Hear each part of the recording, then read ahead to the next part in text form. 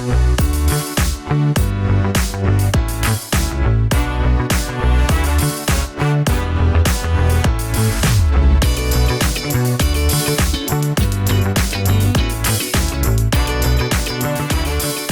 to the Hoof and Fang podcast. I'm Kirt Graves. I'm coming to you solo today with an introduction for this very special episode. We're celebrating Pride Month this June 2024. And as a gift to all of our listeners, we're giving you something special today. Those who are a member of our Patreon know that we have been releasing short stories in the Relic universe written by our very own Maz Maddox.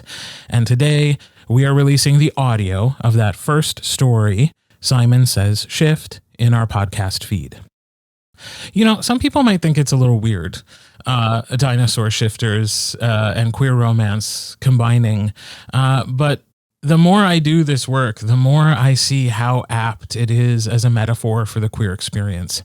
I know so many queer people who have to break out of the mold that they were expected to fit in as young people.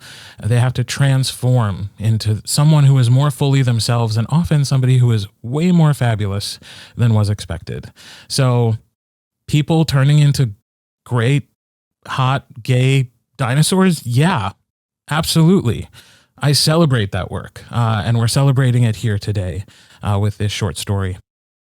For those who aren't familiar with the Relic universe or who need a bit of a recap, Simon and Dalton were the first romantic pair that we met in the Relic series. They met in book 1. Dalton is a Utah raptor shifter. Simon is his nerdy scientist boyfriend. And through the course of the series, our intrepid dino fossil hunters actually tracked down some of the DNA, the genome, Maz would know more of the sciencey part of this, that they need to be able to help their loved ones also become dinosaur shifters. And so that is the process that Dalton and Simon are going through in this short story, and we will experience the first shift of Simon. So we hope you enjoy Simon Says Shift, and happy Pride from Hoof and Fang. Simon Says Shift. A Relic short story, written by Maz Maddox, narrated by Kirt Graves. Simon. I was at work when it happened. The Monday morning had been dragging along, swamped with long phone calls and meetings that could have been summarized in a tidy email. Early mornings at the start of the week were exhausting anyway, but I had been on Lance's shifter hormone therapy for a month, and the fatigue was exceptionally brutal that day. It was amazing how my eyes could feel so dry, even when I was yawning so much they were constantly watering. The virtual meeting I was stuck in let me sneak in micro snoozes with the camera turned off, my office dim and private. I had slipped into a dream about running through a field, faster than I had ever gone before. Long grass parted as I dashed, the sky heavy with a looming storm. It smelled like fresh dirt and rain, and I could smell the heavy drops on a maquette tree. Thunder rattled off like a dull conversation, the wind a shift of a laptop microphone. In the distance, the gray swayed with the movement of a small thing, a tiny creature that I became obsessed with. I didn't know what about this little field mouse was so fascinating, but the dream version of myself was captivated by it. For some reason, I desperately wanted to catch it. The brilliant idea of crouching in the grass came to me, so I bent low and started sneaking over as quietly as I could. Little whiskers twitched, black eyes scanning for danger. I wasn't sure if I was dangerous per se, but I definitely knew I had to grab this little guy. Dreams were so damn weird. The tall grass whispered around me as I moved, slow and steady, knowing that the tiny mouse would hear me if I wasn't careful. I crept along, holding my breath, inching my way ever so gently. I was so close, just a few feet away. If I timed it just right, I could rush it, snatch it up before it had time to react. A little ear twitched. The mouse paused as my foot crunched down on something. I stood still, my body a statue as the thunder chatting above us yammered on. The wind adjusted. It almost sounded like a cough. The mouse went back to nibbling something, and I took a few more steps. Closer. A little closer. I could see the curl of its tail now. Such a cute little snack. Just a little closer and... Wait. Snack? I coiled. I jumped. Simon? I jerked awake with a snort, the world snapping back to a dim office with an abandoned meeting. Panic and embarrassment washed over me like ice water as I blinked focus back into my eyes, thankful I had placed myself on mute before sneaking in a nap. Simon, did we lose you? Someone in the meeting asked. Another added, It says he's still on. Simon, if you're talking, you're on mute, added another helpful voice. I cleared my throat and composed myself, shaking the thoughts of a mouse snack from my mind. It wasn't until my finger hit the computer mouse did I realize something was abso-fucking-lutely wrong. My hand had taken a monstrous shape, my fingers hooking into black razor claws that were partially fused together. Across the back of my hand, long spines were growing like brown straws up my wrist, and my skin was taking on a raw chicken appearance. I yelled in alarm, knocking my chair back as I sprang from my seat. Simon? My colleague Amanda sounded concerned. The video feed of her face matched the tone. Are you okay? Yeah, I lied, sounding frantic. What happened? I couldn't stop staring at my hand, which was starting to curl into itself more. I saw a mouse. In your office? I have to go. Sorry, forgot about, doctor's appointment? Yes, doctor's appointment, for sure. Then, to make it sound totally not like I was having a panic attack or a mental breakdown, I added, Toodaloo, before slapping my laptop shut. I was probably going to get in trouble for that. Maybe fired, I wasn't sure, but I was certain I was about to change into something not human in the office of a museum, so I got the fuck out of there. I recognized after the fact that me sprinting out of the museum in the middle of the summer in downtown Dallas, wearing a Perot Museum hoodie, probably looked a tad strange, but I wasn't in the best mental state to act calm. I raced to the facility parking lot and dove into my car, calling Dalton as I flew like an unhinged maniac onto the highway. Hey, pretty Simon, Dalton's voice crooned over my Bluetooth. You skipping work to come hang with your boyfriend? Dalton, I wheezed. It's happening. What's happening? My hand, it's claws. I have claws. There was a beat of silence before he exploded. Oh my God, you mean it? Holy shit, you're like shifting? Did you shift? Are you shifting? Wait, Simon, baby, are you driving? I gotta get home before someone sees me. I tried to flex my claw hand, which was now just 3 clumsy claw fingers surrounded by sprouting pin feathers. I still have one hand that works, and my feet feel normal. My face is... Ah! What? Dalton, I have feathers growing out of my face. Oh, feathers! You're gonna be a theropod. I am so excited, Dalton sang happily, before remembering the gravity of the situation. Right, you're freaking out. Don't worry. Your handsome boyfriend is on the way. You need to pull over and let me get to you. Pull over where? I'm in downtown Dallas. I slapped the visor up so I didn't continue to stare at my monstrous face. I can't stop. I need to get home. What if you turn into a huge, fuzzy tyrannosaur and smash through your car? Or a little guy who can't reach the pedals? This isn't helpful, I squawked at him, still human, but my panic was making me sound like a dying chicken.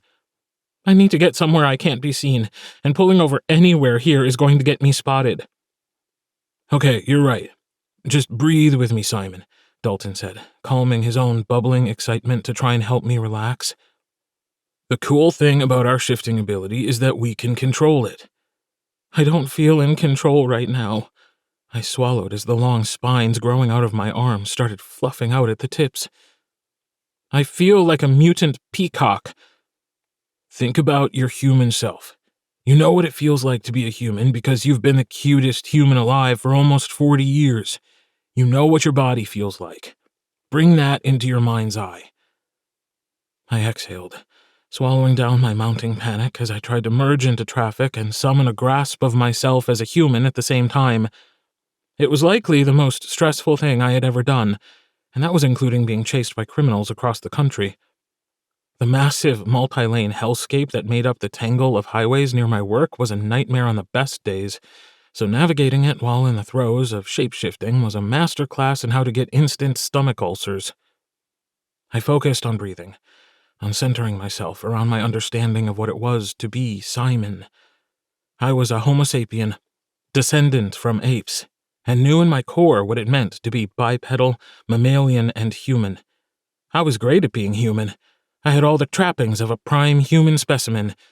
Anxiety, a constant allergy to finishing my laundry, and had at least a dozen books I needed to finish reading. I was about as human as it got. And humans, I told myself, don't have feathers or claws. I don't think it's reversing anything, I told Dalton with a sigh of relief, but I think it's slowing down. See? You're a natural at this. Do you have to remember yourself as a human when you shift? It feels like it takes so much mental energy. I flexed my claw hand and placed it on the steering wheel, wondering if the human gesture would help. Dalton hummed thoughtfully. It's sort of second nature now, but kind of. This is all new for you, so I think it's going to be a little rocky to start out. You can think of yourself as a human even when you're an animal? I chewed on my lip. What if my dinosaur brain forgets?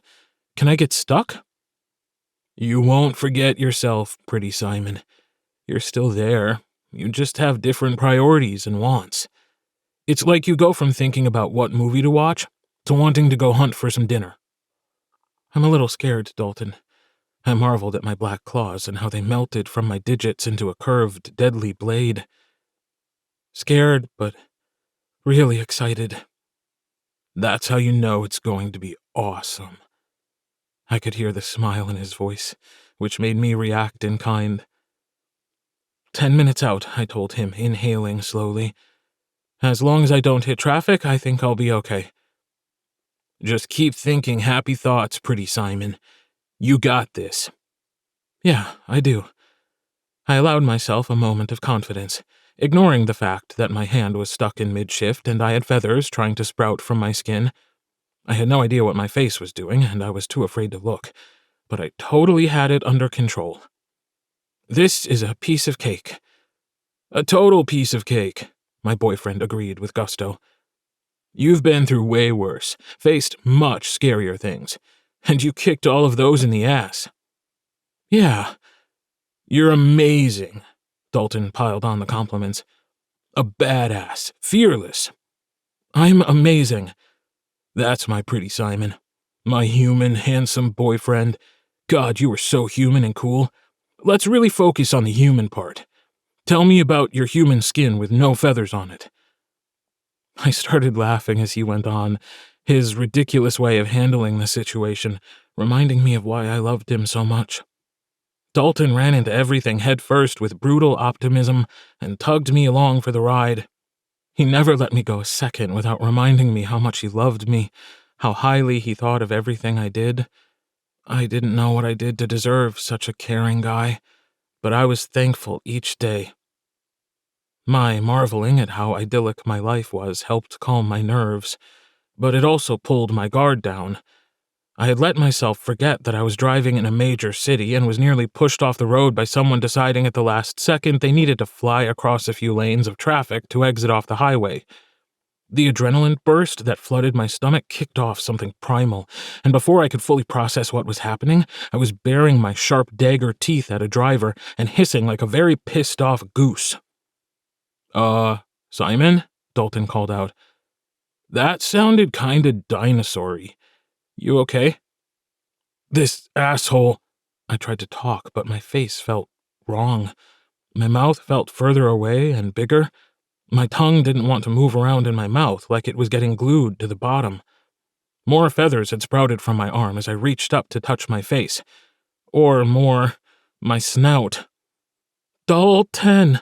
My face! It was so hard to say anything that required my tongue to lift. I got teeth! Oh boy. Don't worry, my darling. It'll be okay. You're a badass, remember? You can face anything. I heard Dalton's feet pounding on the floor as he raced downstairs, and he didn't do the best job covering the phone up before he yelled, "Montana, we kinda got a situation." I blinked hard as my vision started to change, the details of the car a few feet ahead of me snapping into focus. I could see the dust on the bumper, the dent in the metal where the license plate was screwed on a little too tightly. I also spotted the little grasshopper tucked along the seam, hoping not to fly off from the wind. In what was probably the dumbest move imaginable, I pulled my visor down to check the damage in the little mirror. It had been a very big mistake. My face had turned into a funhouse mirror of horrors. My nose had ballooned out in front of my face, taking my upper lip with it. My lower jaw had followed the fun, my lips thinning into small pink lines that housed dagger teeth and pale gums. My eyes were still brown, but the pupil was far too big to be normal. My blonde hair had started to take the shape of feathers and had begun a hostile takeover around my cheeks and neck. I tried to scream, but it came out as a horrible squawk. "Simon," Montana's voice came onto the phone. "I need you to focus on me. Can you hear my voice?" "Yes," I chirped, my eyes no longer able to produce tears. "I'm kinda scared." "I know. Royal got a ping on your phone, and I can see how close you are. You're almost home." His cool, easy tone helped me breathe. If Montana thought this moment was dire, he'd let me know. He would have barked orders, commanded me to pull the car over and hide. Instead, he sounded easy, relaxed. It helped me trick myself into thinking the entire reality of my life wasn't a living nightmare. "Just a few more miles," Montana was telling me. "You should be seeing that weird Jesus billboard soon. Tell me when you notice it." "I see it." I was struggling with wielding my new pointy teeth and frozen lips, so I took on a strange monster lisp. "Good. Almost there. Our exit is just ahead." "Dalton," I tried, feeling my feathers bristle with anxiety. "Where?" "He's outside waiting for you. Don't worry about parking. As soon as you see the house, pull over and get out, okay?" "Okay." I steered the car off the highway. My feet started to feel clumsy in my shoes.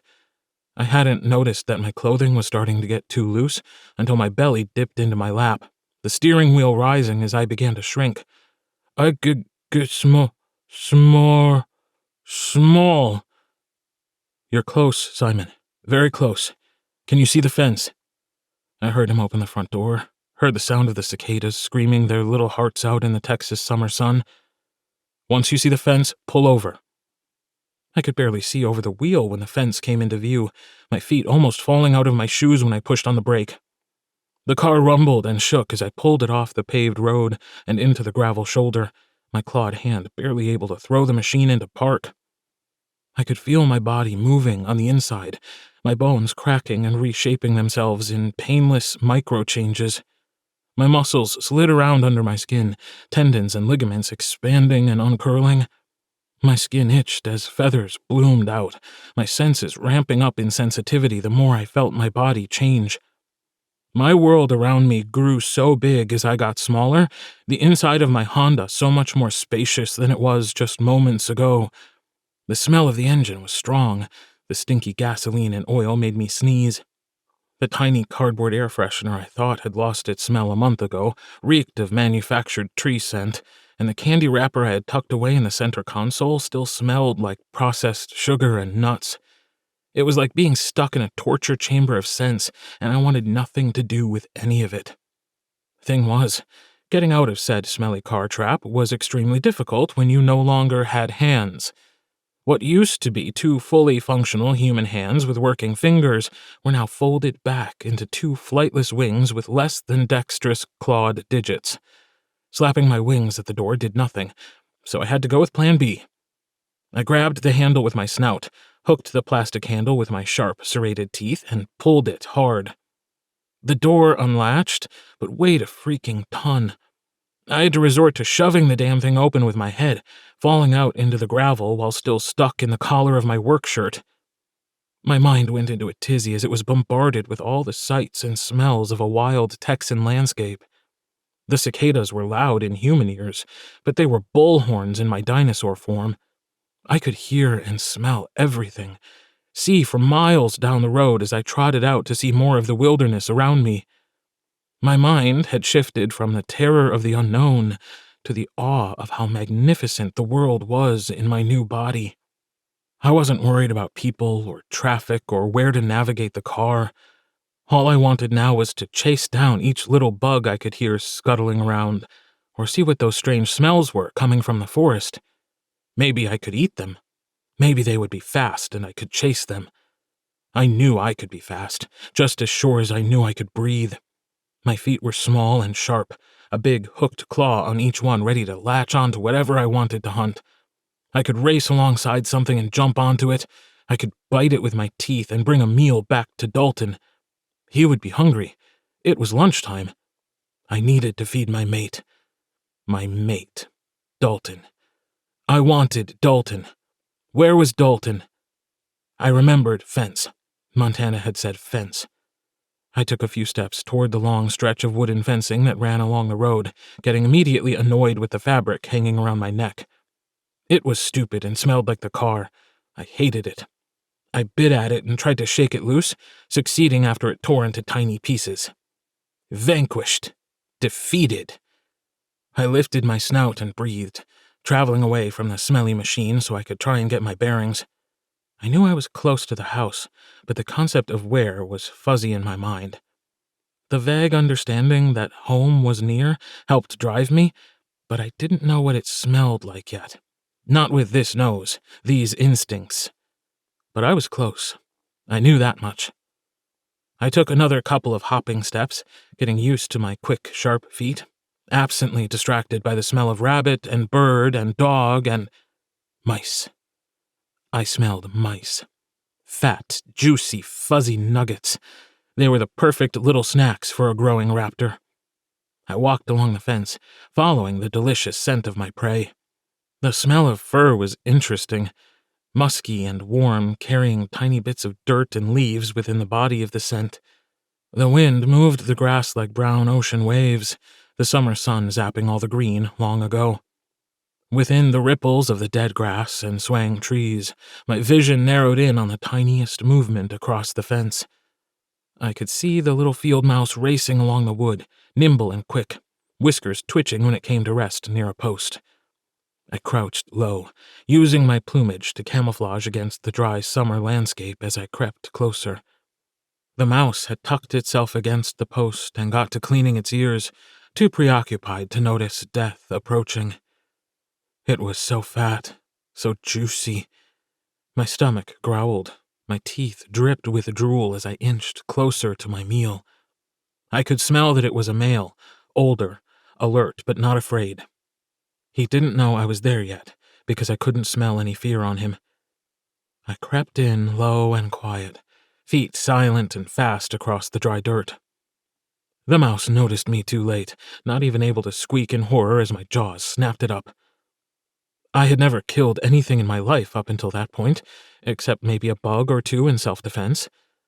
I had been so hungry and eager to hunt that the realization I had murdered a little mouse didn't sink in until I was done ripping it into pieces. I felt a pang of guilt as my hunger faded, and my human sensibilities came rushing in to deliver a nice emotional punch to my brain. I felt horrible. But it was really delicious. Like, so delicious. I'd rate it about the same as a well-made steak, cooked just right. As in it was raw and bloody and probably not at all very good except to predators. I smacked my dinosaur lips and swallowed down the last bit of mouse, sniffing the air for dessert.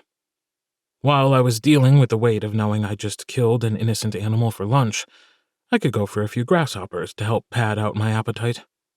I breathed in deep, aiming to grab a few quick bites when... Oh, that smell. I knew that smell. Feathers, earth under claws, just a hint of leather and Dr. Pepper. It was Dalton. The breeze was soft with his smell, traveling over the fence and snapping my internal compass into place.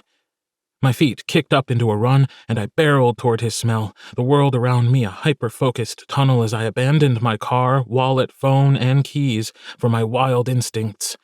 The fence containing the property was hardly a challenge for me with my exceptional balance and curved claws. The thick wooden planks were wide and fat, with metal lattice between each one. I was up and over in a matter of seconds, hitting the ground in a sprint. With my new brilliant eyes, I could see the dark figure of my love running my way. I could see how swift he moved, a black storm rolling over the flat acres of the relic compound. My little heart fluttered, dancing with excitement as I rushed to meet him, driven by a desire to be near him that drowned out everything else, even all the fun little critters I could hunt. Nothing else in the whole world mattered other than to be with Dalton. Dust and dirt kicked up as we raced across the field, nearly crashing into each other as we closed the gap. Dalton was massive, a huge Utah raptor compared to my tinier form. My snout came up to his shoulder, and our body shapes were very similar, but Dalton was 2 to 3 times my size. When he pushed his snout into my side and breathed, I felt the need to stretch my feathers and show off how much of a stud muffin I was in that form. Was I very small? Yes. But I was quick and strong, and I had feathers. Good feathers, too, like a sandy peacock with bite. I was fawn-colored nearly all over, my feathers tipped in dark brown and black, with sharp white capping the edges of my wings. I was so light compared to his raven color scheme, which meant I was the perfect complement to him, and I was going to show him. Dalton tilted his head as I did my little strut, kicking out one leg to lean as I shook my tail feathers out. Oh yeah, I was hot stuff. You see that tail fan? That's raptor supermodel material right there. Handsome. Dalton gave a happy chirp and set his belly onto the ground, watching as I struck another pose. My boyfriend was so into me. His icy blue eyes watched me, pupils flexing as I stretched my wings and gave them a slow flap. I had amazing white feathers under my wings, like snowy mountain peaks. Then, as the final showpiece, I tucked my wings back into place and lifted my head crest. It was a strange sensation to feel it lift off my head, like feeling your hair literally stand on end. It flipped up like Dalton's cockatiel ridge, but fanned out a little more on the sides. I didn't know what color it was, but it made Dalton's eyes widen. He made the best swoony chirp, like his heart had just turned into a puddle. I was rewarded for my perfect showmanship with a nose nuzzle, his nose dry and soft against mine. My human mind thought it was hilarious how different in size we were, but my dinosaur self knew it didn't matter. We were 2 dinosaurs in love. Dalton got to his feet after our moment of snuggling and turned in the direction he had come from. He trotted forward and glanced back at me, making sure I was following before going into a run. His stride was longer, but I was faster, springing ahead of him with a cheeky chirp for him to chase me. His squawk was loud, and I knew it was a teasing sound and not a threatening one.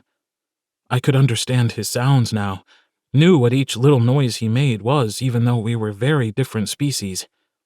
I kept smelling for the others, wondering what their dinosaur forms would seem like, now that I could understand them much better than I had as a human. I was one of them now. I was a dinosaur, a shifter, and I wanted to hunt, play, and run forever.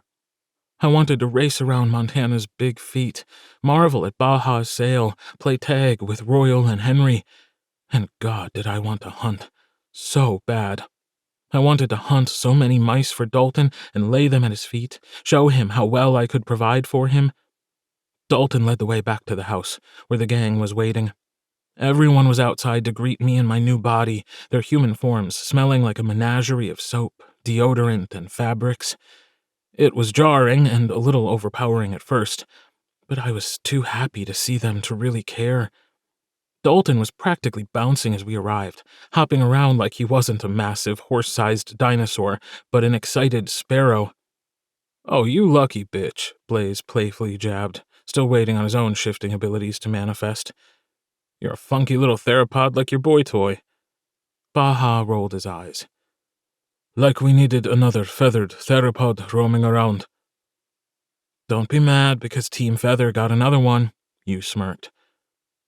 Dromaeosaur, Royal guessed. Deinonychus, Blaze corrected with a grin, for sure. I tried to say, holy crap, really? I love Deinonychus. But it came out as a garbled warble like a fat goose. This form suits you really well, Simon, Henry said, beaming. Smart, fast, and loyal. A perfect match. Dalton, calm down, Baja barked at the bouncing Utah raptor. You're giving me a headache. Let him have his fun. Jackson bumped his shoulder against Baja's. He's proud of his mate. You know what that's like. Yes, Baja lamented, arid as ever. But I don't turn into an idiot about it. Jackson gave a sarcastic hum, slipping his arm around Baja's waist to keep his boyfriend from murdering him with his notorious Baja death glare. Dalton looked at me and sniffed again, then lifted his crest. I was dazzled by how vibrant his pink, feathery mohawk was with my raptor eyes. I could see the gradient in the color that was too subtle for human sight, the layers of pigment that displayed just how healthy and strong he was. It was my turn to swoon. Aw, Blaze put his hands over his heart. My God, that's so cute. He's in Dino Love. I want to be in Dino Love, damn it. It'll happen, B. Royal pulled him close and kissed his temple. Gotta be patient. Dalton gave a chirp and folded his crest down before flaring it again. I watched, confused at first, before lifting my own to show off a little bit. The human me would have been horrified at being such a show-off, but my dinosaur self was all about flexing how strong I was for Dalton. Blaze gave a little scream of delight, and Royal grinned so wide it made his eyes dance. Everyone lit up at my crest, and I felt a little unsure what it was that had them so excited. I tilted my head in confusion, trying to understand. Baja huffed and took out his phone, taking a picture before flipping it around to show me. Because I know you'll ask later. Now you don't need to bother me. On the digital screen, I could see my raptor crest in its full glory. Yellow bloomed from my head, the color of summer sunshine and vitality, fanning out like a spade hat on my skull. And at the very tips of each head feather was a little kiss of soft pink. I couldn't help but pose again, proud of my plumage. That got a hearty laugh from my family, and I felt pretty amazing to be surrounded by such loving people. Even Baja smirked, which I locked away in my heart. Dalton, Montana said once the laughter faded. Shift back to human to help ease Simon back to his other side. We need to take this in baby steps. Dalton gave a chirp and slipped into his shift. His body twisted and shrank, feathers slipping under his skin as he stood upright. His tail vanished back into his body, claws melting away, and in just a few blinks, Dalton was back to his grinning, human self. Montana tossed him some sweats, which he pulled on. See? Easy peasy, my pretty Simon. If I can do it, so can you. Let's give him some privacy, Montana told the group. He doesn't need an audience while he figures out his shifting. Simon Butt is for my eyes only, people, Dalton announced. Shoo, show's over. You can leave gifts inside. Congrats, Simon, Blaze told me as he turned to leave. I'm going to give you so much shit for this later, but I love you. Love you, Simon, Royal echoed, giving me a wave as he followed his boyfriend up the stairs. We'll go hunting later, Henry promised me. I know all the best spots. I'll help you take down a deer for Dalton. I chirped at the idea, heart racing with the promise of presenting something amazing for Dalton. A whole deer? Absolutely. You'll get a chance to roam around here and my property soon, Simon. Welcome to the Prehistoric Club. Jackson gave me a wink. Yulong and Baja didn't openly send love, but they waved and grunted respectfully, which I knew was their love language. With the gang inside, Dalton sat on the ground in front of me, his lip piercings gleaming in the sunlight as he smiled. Okay, gorgeous. We're gonna get you back to your human self. He smoothed my feathers down across my neck with both of his hands, giving the tip of my nose a kiss. Sound good? I chirped and patted my feet in place, excited to have him pet my feathers. He was so handsome and smelled so nice. All I wanted to do was crawl into his lap and have him pet me until I fell asleep. "Remember what we talked about in the car?" Dalton asked, bringing my attention back to the present. "You need to visualize your human self in your mind. Don't think raptor thoughts. Think human Simon stuff." "Don't panic if your mind wanders," Montana told me gently. "It will. Your instincts are very strong right now. Take your time." I took a deep breath and exhaled through my nose before closing my eyes. It felt strange to hold them shut, to ignore my surroundings and block out possible dangers. The logical part of my mind knew I was safe. I was home and surrounded by apex predators that would annihilate anything that would try and hurt me, but my animal brain whispered that I was putting myself in danger by closing my eyes for too long. I breathed past it and focused on myself, my human self. I could see myself clearly in my head, how my face looked when I was shaving this morning before work. I had fingers, not claws. Skin, not feathers. My teeth were not sharp and pointy, and my feet didn't have scythe hooks for hunting prey. I still wanted to hunt. I hadn't brought anything for Dalton yet, and he had brought me rabbits. Whole rabbits. I hadn't even brought him a single mouse. I sighed, my feathers lifting along my spine at the smell of mice from the field. Oh my God, I could smell a whole burrow somewhere, a den of mice. They weren't far, maybe a few yards away, and they weren't that far under the ground. I could dig them up with my feet, pull them out with my snout. I could have a feast. "Pretty Simon," Dalton sang. "You can smell something yummy, I can tell." My eyes opened, excited that maybe he wanted to go hunting for those yummy mice, when I remembered that wasn't what I was supposed to be doing. My feathers fell and I crawled into his lap and flopped down, defeated. "Aw, no," Dalton hugged me, his skin so warm and wonderful against me. "It's okay, Simon." "It takes time, Simon. Try again." Montana kneeled beside us. "This time, try thinking about when you and Dalton met. Do you remember the inside of the museum? How it smelled? How it looked? You remember how dashing your boyfriend was? How I jumped in and saved the day?" Dalton grinned, rocking me in his arms. "I sure remember how handsome you were when I first saw you. Tall, cute dimples on your cheeks, covered in fossil dust. That's my Simon." The night Dalton and I had met was not me at my best. I was wearing an old shirt and dirty jeans. My hair needed a trim, and I absolutely smelled like dirt and museum basement. Not to mention the fact that I'd been scared out of my damn mind when those guys showed up with guns. Within all that panic and fear, and knowing I looked like total shit, Dalton had been pretty amazing to see in action. I hadn't appreciated it at the time, but he had been something of a knight in spiky armor that night, and he hadn't changed an ounce since then. He was still a bundle of sweet chaos that held my hand during scary movies and brought me flowers for my paleontology events and loved to be the little spoon. I wanted to hug him. I wanted to hold him and remind him how much I loved him. I wanted to thank him for being not only my knight in spiky armor and the raptor I wanted to bring mice to. I wanted to thank him for being the love of my life. My body knew what to do after that. My feathers melted back into my skin, my claws retracted and sank back into fingers and toes. The pointy teeth in my mouth eased backwards, freeing up my skull to recede back into human features again. My tongue loosened, my eyesight dulled, and my spine shrank as my tail went back into my body.